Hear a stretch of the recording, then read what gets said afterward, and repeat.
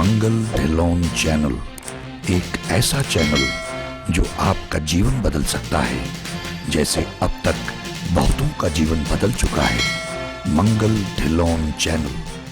नमस्कार, आदाब, सत श्री अकाल।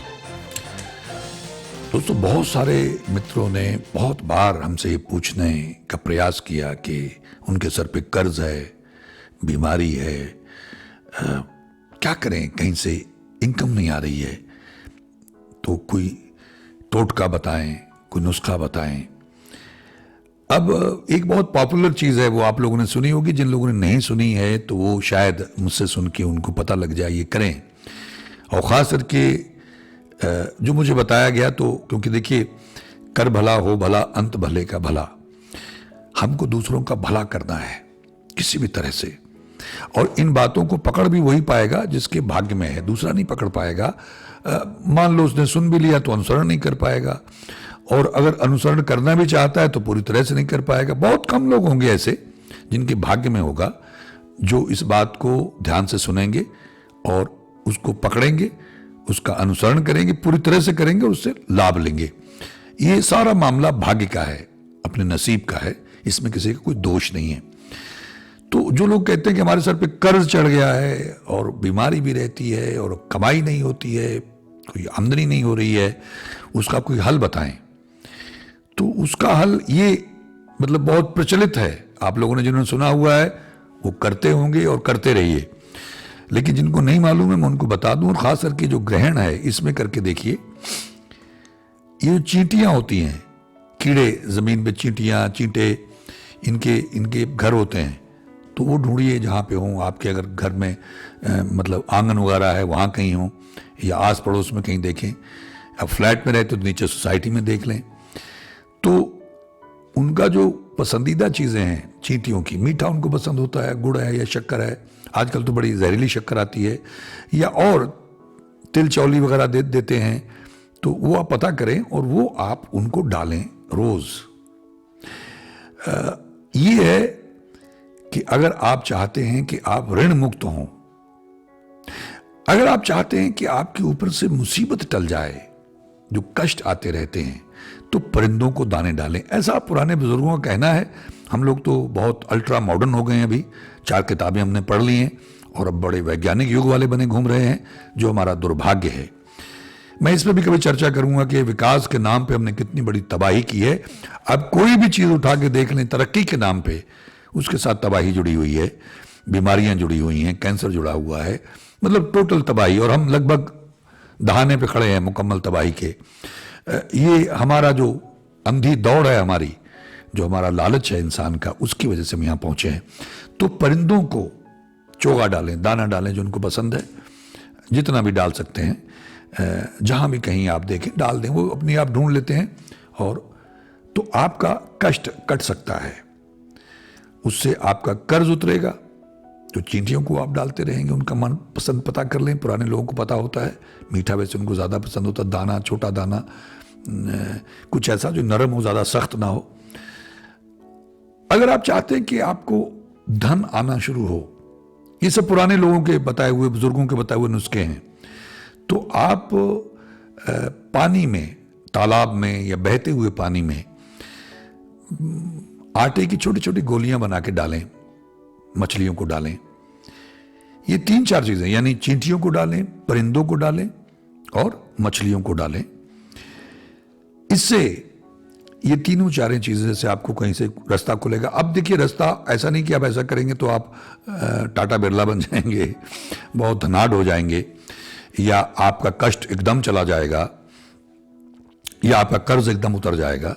नहीं, क्योंकि वो भाग्य का हिस्सा है। लेकिन ये जो जुगत है, ये भी भाग्य की वजह से पकड़ में आनी है।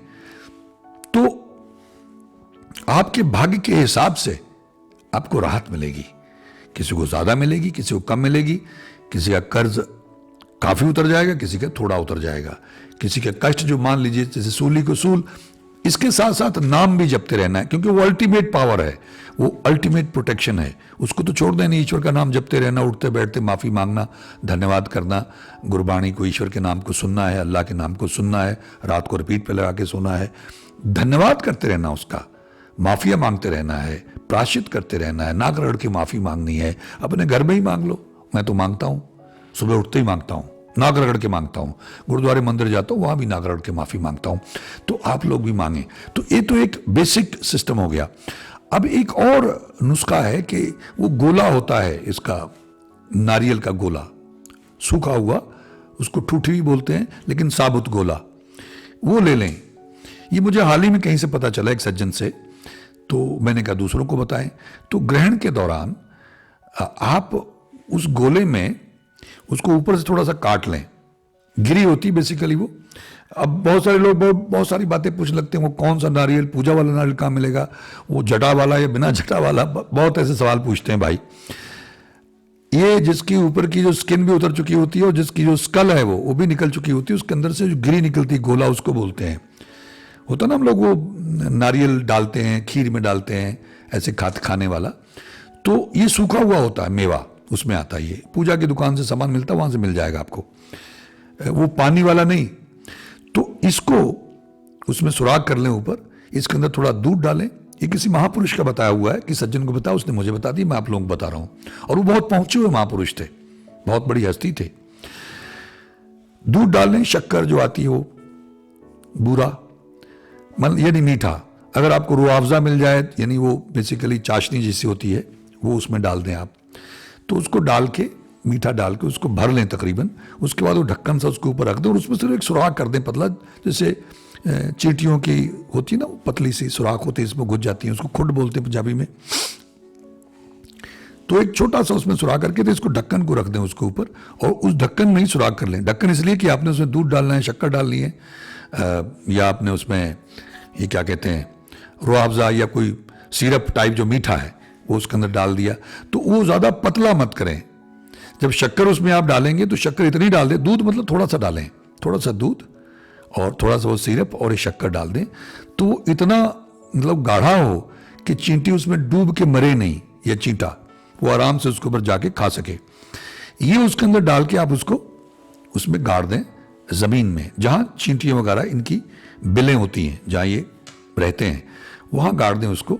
और थोड़ा सा ऊपर उतनी जगह छोड़ दें ताकि वो चींटियाँ वहाँ धीरे धीरे आके खाना शुरू कर दें। इससे भी आपका संकट कटेगा और आपका कर्ज उतरेगा, ऐसा उनका फरमाना है। और लोगों का कहना है कि जिन्होंने ट्राई किया उनको राहत मिली। एक और उन्होंने मुझे बताया कि आप मेनली गुरुवार को या कभी भी चलते फिरते, आपके यहाँ अगर कोई दरिया है, बहता हुआ पानी है, तो आप उसमें मिठाई डाल दें, फल डाल दें, ख्वाजा साहब का नाम लेके उनको प्रणाम करके और कहीं स्वीकार करें। और जो भी मेरे इर्द गिर्द शक्तियाँ हैं जो मेरी मदद करते हैं, मेरे पितृ हैं या कोई और सकारात्मक जो शक्ति है जो मेरी मदद करती है, या हमारी कुल देवी या देवता है, उनके नाम से मैं ये अर्पित कर रहा हूँ, अर्पण कर रहा हूँ, इसे प्रवान करें धन्यवाद के तौर पे। जब भी आपको टाइम मिले, कुछ महापुरुषों का कहना है कि अगर आप 7 रंग की अलग अलग मिठाइयाँ ले आएँ, यानी बर्फ़ी ले आएँ अलग अलग रंग की, और गुलाब जामुन हो गए, लड्डू हो गए, इस तरह से बर्फ़ी हो गई, इस तरह कुछ आप ले आते हैं, तो एक एक टिक्की जो है वो आप गुरुवार को दरिया में जाएं, प्रणाम करें, ख्वाजा साहब को अर्पित कर दें, माथा टेक के चले आएं, धन्यवाद करके उनका कि प्रभु प्रवान करें और मुझ पर कृपा करें।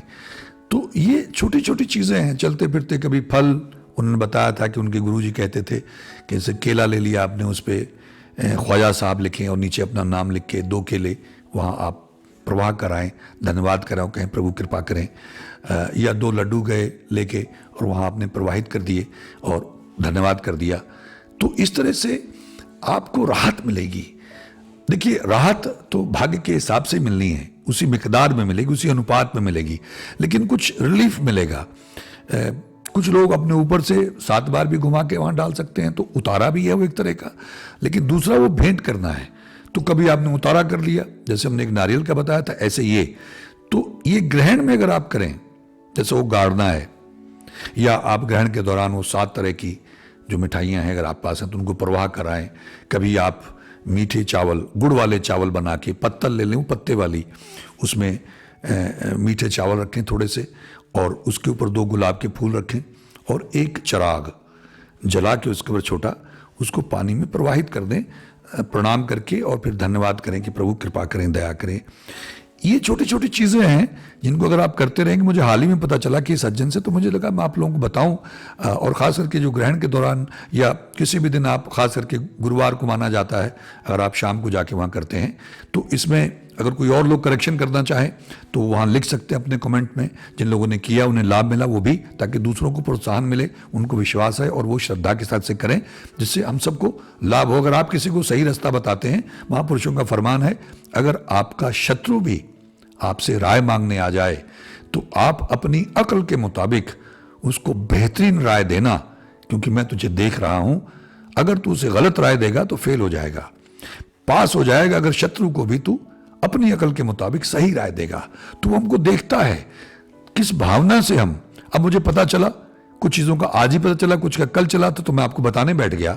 रात के करीब 12:45 बज रहे हैं और मैं आपको ये बताने लगा हुआ हूँ कि सुबह सुबह मैं कोशिश करूँगा इनको अपलोड करने की, ताकि जिनको ये पता चले वो इससे लाभ ले सकें।